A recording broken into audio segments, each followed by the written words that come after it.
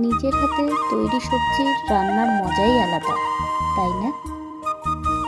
কিছুদিন আগে আমি সুন্দরবনে গিয়েছিলাম, সেখান থেকে একটু শুটকি চিংড়ি নিয়ে এসেছিলাম।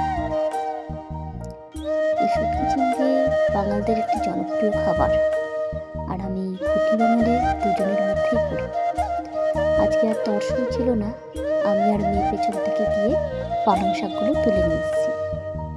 আরও ছাদে আছে অনেক শাক পাতা, মেথি শাক, তারপরে মূলো শাক, টমেটো, ধনেপাতা, ফুলকপি, এসবই আমার বাগানের। আমি এর মধ্যে অ্যাড করেছি বাঁধাকপি আর শিম, যেটা বাজার থেকে কিনে আনা। বাকি সবটাই আমার গাছের। কি সুন্দর না গাছের জিনিসের রান্না? খুব মজা হচ্ছিল আজকে রাতে। এর মধ্যে আমি কোনো রকম মশলা অ্যাড করিনি, শুধু নুন আর হলুদ, সামান্য কাশ্মীরি লঙ্কার গুঁড়ো। কাশ্মীরি লঙ্কার গুঁড়োটা আমি সব রান্নাতেই ব্যবহার করি। আর যারা ঝাল খেতে পছন্দ করেন, এই রান্নাটা ঝাল ঝাল করে করলে ভীষণ ভালো লাগে। আর যাদের বাড়িতে বাচ্চা আছে তারা কম ঝাল দিয়ে খাবেন।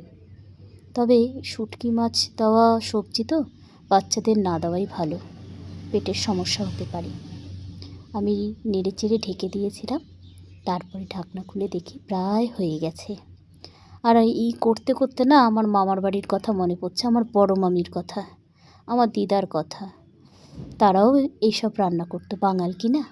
কেমন লাগলো আমার রেসিপি জানাবেন।